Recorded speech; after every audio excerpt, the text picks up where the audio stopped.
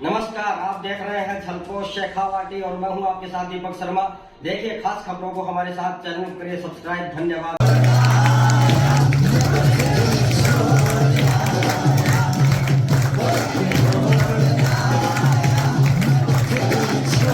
नीम का थाना के नज़दीक ग्राम कैरवाली में एसएमपी स्कूल में 9वीं क्लास स्कूल परिवार के द्वारा 10वीं क्लास के छात्र छात्राओं को विदाई दी गई और फेयरवेल पार्टी का भी आयोजन किया गया, जिसमें स्कूल के चेयरमैन जगदीश प्रसाद भास्कर ने बच्चों को अपने भाषण से मोटिवेट किया और प्रेरणादायक बातें कहीं और बच्चों के लिए सीखने के लिए क्या होना चाहिए, पढ़ाई के लिए क्या होना चाहिए, सवाल कैसे होना चाहिए, यह सब बातें कहीं। आगे सुनिए इस बात में।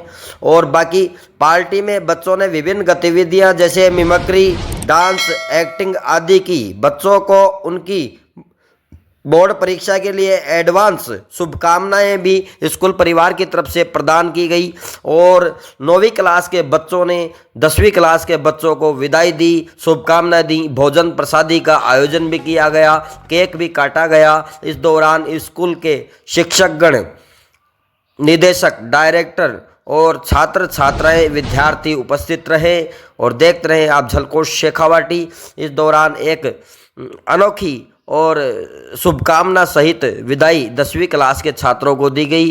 गौरतलब है कि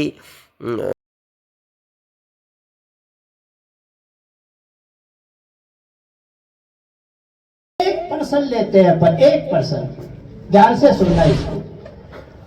पढ़ते हैं सुबह, मम्मी और पापा कहते हैं कि बेटे ये ऐसे टाइप क्वेश्चन इंपॉर्टेंट है, इनको याद कर दिया। मैं दावे के साथ में कह सकता हूं कि 3 दिन तक आपको एक क्वेश्चन याद नहीं होगा।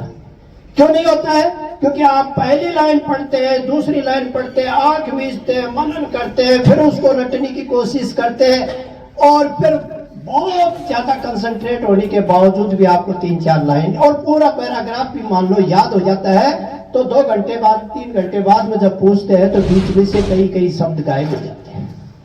और जब वो शब्द आपको परीक्षा टाइम के अंदर गायब हो गया तो आपका पूरा पेपर खराब हो जाता है कि यार मैं तो प्रश्न तो बहुत अच्छा तैयार करके आया था, लेकिन ये तो मेरे याद ही नहीं आता। ये मीनिंग क्या है, बीच में क्या रह गया था, इच रह गया, वाज रह गया, ऐस नहीं लगाया, क्या नहीं लगाया मैं।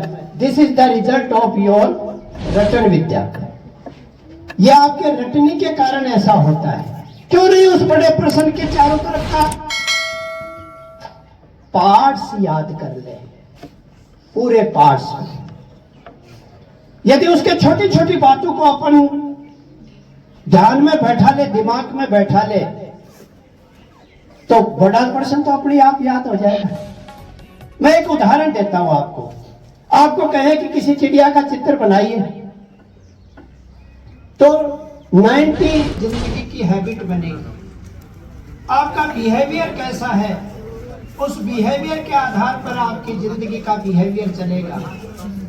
आपकी मिस्टेक्स क्या है, वो मिस्टेक्स आपने सुधारी नहीं तो वो मिस्टेक्स आपके जिंदगी में परिलक्षित होगी, प्रकट होगी, जो आपको अच्छे रास्ते में भी जा सकती है।